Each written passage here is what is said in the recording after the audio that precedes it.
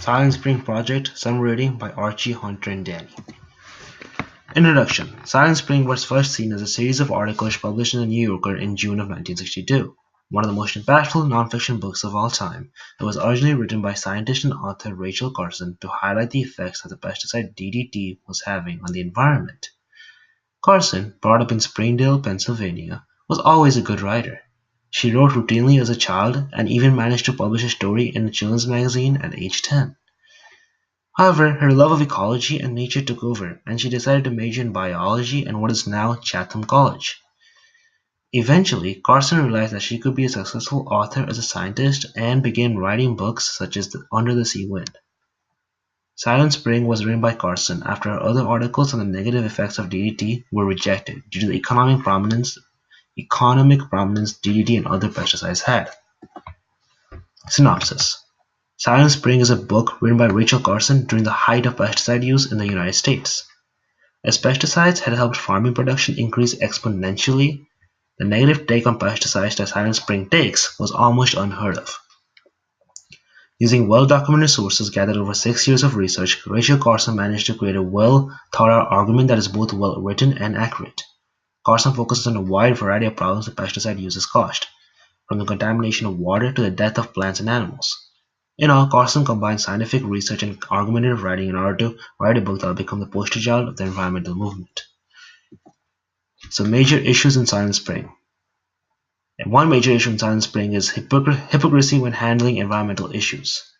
We are rightly appalled by the gender effects of radiation. How then can we be indifferent to the same affecting chemicals that we disseminate widely in our environment? In this quote, Carson is referencing the hypocrisy that many legislators and politicians had at the time when handling environmental issues. Most of the public and even national magazines such as National Geographic believed that there was lots of research being done on the gender effects of radiation, yet when the same effects occurred in chemicals that were being used by farmers throughout the country, nobody paid attention. This is a constant throughout Silent Spring, but it's mostly in the first part of the book, which focuses on these issues. While the later parts of the book are mostly centered around the data and how Carson's using that data to prove her argument, the first part of the book is really about her argument and how good of a writer she is. To truly understand how good of a writer Carson is, one must read the first part of the book. As we see in the second major issue is pros and cons of modernity. Why should we tolerate a diet of weak poisons, a home in insipid surroundings, a circle of acquaintances who are not quite our enemies, the noise of motors with just enough relief to prevent insanity? Who would want to live in a world which is just not quite fatal? Again, this is from the first part of the book, which is right after the introduction, but before Carson integrates the data into her book.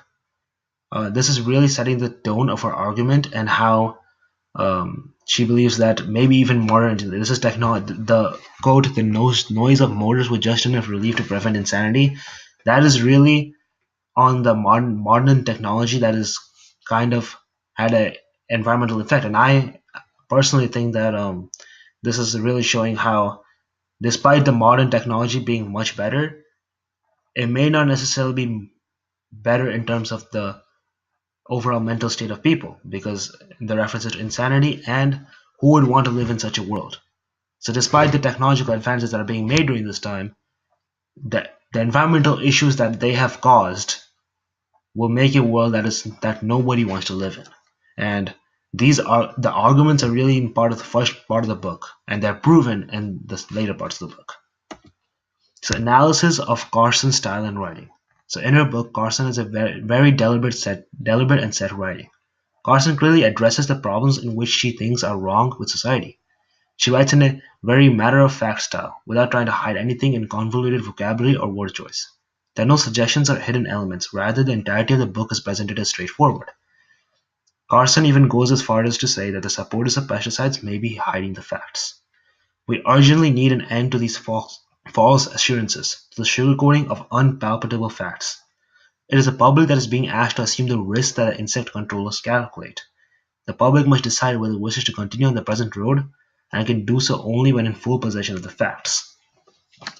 So Carson is basically saying that the statistics provided by the instant controllers are biased, and this is from the chapter "The Obligation to Endure," and this chapter is a must read if one wants to get a true analysis of Carson's style and writing, because this chapter illustrates Carson's ability to communicate what she believes. The audience can really understand what Carson's viewpoint is on the issue without having to make judgments on their own. One possible reason for Carson's writing style is a scientific background, as research papers published in scientific journals and magazines are to the point and lack what we generally consider to be good writing. Because in a general good writing sense, there are various uses of figurative language or other sugarcoating, ironically, that kind of may detract from the main point. But scientific journals usually get straight to the point and straight to what the author wants to prove and the data that is used to support it. So this Silent Spring is really a combination of both a scientific journal and a argumentative essay.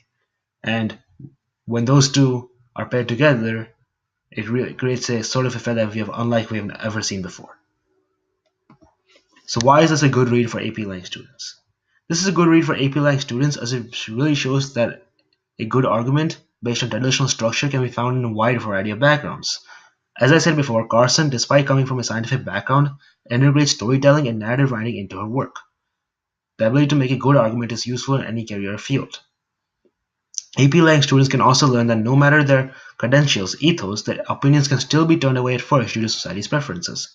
Carson, one of the most esteemed writers and biologists of all time, was initially rejected by the public when she published Silent Spring. In the end, she stuck to her claims and values and changed the way we view the environment forever. And the first part about the narrative writing can really be found in the first part of the book, like the introduction in which Carson talks about a potential future that may occur from the ignorance of environmental issues is really a narrative kind of writing, and it shows that despite the fact that Carson is trying to make a scientific argument, she can still integrate those elements into her work. And since everything we learn in AP Lang is based on how to make an argument, AP Lang students will learn that no matter what career or field they want to go to, whether it's engineering, science, humanities, they'll be able to make use of the ability to write a good argument. So these are the citations, and I hope we learned something today.